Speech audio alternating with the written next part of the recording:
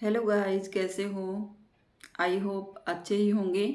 आज मैं आपके सामने एक मोटिवेशनल स्टोरी लेकर के हाजिर हुई हूँ। स्टोरी है अपने परिवार को जोड़ने वाले। तो चलिए शुरू करते हैं। एक गांव में बहुत बड़ा सेठ था। उसके पास बहुत बड़ी हवेली थी। लेकिन जैसे ही बच्चे बड़े हुए तो वह अपने बच्चों का भविष्य के बारे में सोच करके अपनी हवेली और गांव को छोड़कर एक बड़े शहर में चला जाता है। वहाँ वह एक बहुत बड़ा मकान खरीदता है और अच्छे स्कूल में अपने बच्चों का एडमिशन करवाता है। बच्चे पढ़ लिख कर बड़े हो जाते हैं और अच्छी जॉब पकड़ लेते हैं। बच्चों के बच्चे हो जाते हैं। एक दिन दोनों भाइयों में झगड़ा हो जाता है और प्रॉपर्टी के लिए दोनों लड़ने लग जाते हैं। खूब लड़ाई होती है दोनों में। उसके पिताजी लिविंग रूम में बैठे हुए उन दोनों की लड़ाई को देख करके जोर जोर से हंसने लगे। तब वो दोनों ने उन्होंने लड़ना बंद कर दिया और अपने पिताजी से पूछा कि पिताजी, तुम हम लड़ रहे हैं और तुम हंस रहे हो।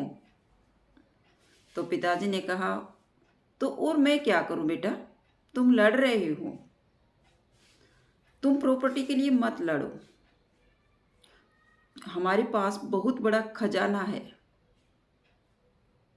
और वो मैंने तुम्हारे लिए ही छुपा कर रखा हुआ है। तो प्लीज़ तुम प्रॉपर्टी के लिए लड़ाई मत करो बेटा।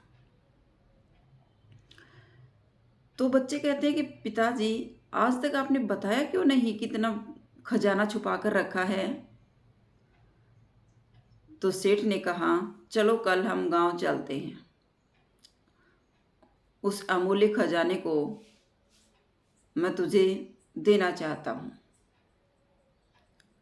तो उनका गांव काफ़ी दूर था, जिसे उन्हें पहुंचने में 10 घंटे का समय लगता था।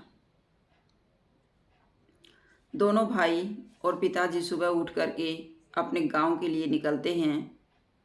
उन्हें एक रास्ते में बस मिलती है। बस में काफ़ी भीड़ है और उसमें सिर्फ 2 ही सीट थी। बैठने वाले 3 व्यक्ति थे। तो सीट पर पिताजी बैठ जाते हैं और एक उनका बड़ा भाई बैठ जाता है। तो एक लड़का पास में खड़ा रहता है। कुछ समय बाद दूसरा खड़ा होता है और छोटे वाला वहाँ बैठ जाता है। तो इस प्रकार एडजस्ट करके वो अपने गांव पहुँच जाते हैं। कभी बड़ा खड़ा हो जाता है, कभी छोटा बैठ जाता है, कभी छोटा खड़ा हो जाता है। तो वो 2 सीटों पर ही एडजस्ट होकर के तीनों गांव पहुँच जाते हैं। सेठ उन्हें अपनी पुरानी हवेली पर ले जाता है और उन्हें वह हवेली दिखाता है कि बेटा, ये हमारा अमूल्य खजाना है। लड़के दोनों उस अमूल्य खजाने को पाने के लिए उत्सुक थे, लेकिन जैसे ही उन्होंने उस खंडहर हवेली को दिखाया तो वो दोनों उदास हो जाते हैं और पूछते हैं कि पिताजी, ये अमूल्य खजाना बता रहे थे आप? बोले, हाँ बेटा, ये बहुत अमूल्य खजाना है। ये तुम्हें बहुत बड़ी हवेली दिख रही है? बोले, हाँ पापा, दिख रही है। ये अब किसी काम की नहीं है। हम भी आपकी तरह 2 भाई थे और हम में भी दोनों में बहुत प्यार था। प्यार प्रेम से रहते थे और इसी हवेली में खेलते थे। लेकिन एक दिन हम दोनों में झगड़ा हो गया और बड़े भाई ने कहा कि ये हवेली मेरी है और छोटे भाई ने कहा और मैंने कहा कि ये हवेली मेरी है। तो हम दोनों इस हवेली के लिए खूब लड़े, लेकिन बड़े भाई ने उदारता दिखाई और यह हवेली मेरे लिए छोड़ करके वो विदेश में जा करके शिफ्ट हो गया। यह सब बताते हुए उसके पिताजी रोने लग जाते हैं और कहते हैं कि आज तक मेरा बड़ा भाई मुझसे मिलने नहीं आया।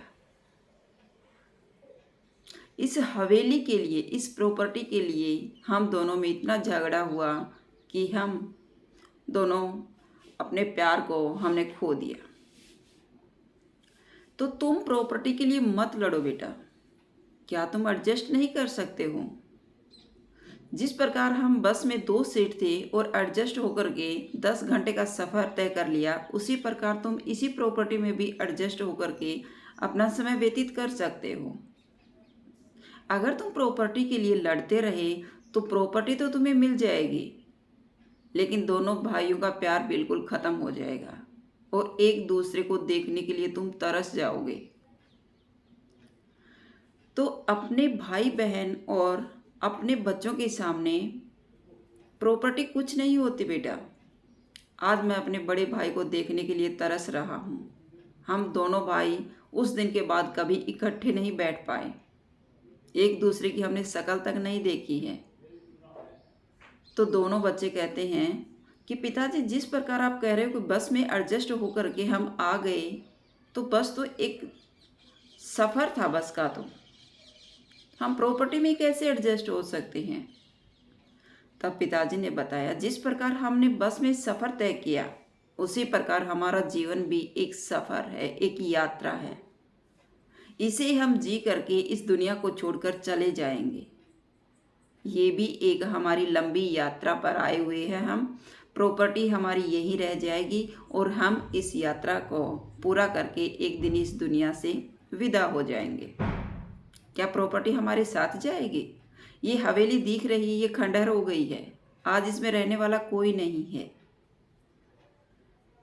तो प्रॉपर्टी आज खंडहर हो गई, लेकिन हमारे भाइयों का मन नहीं मिल पाता अब तक।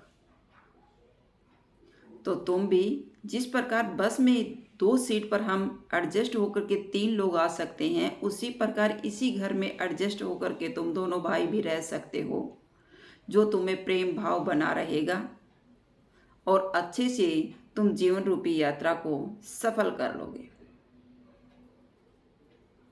तो आई होप आपको ये परिवार को जोड़ने वाली स्टोरी मेरी पसंद आई होगी।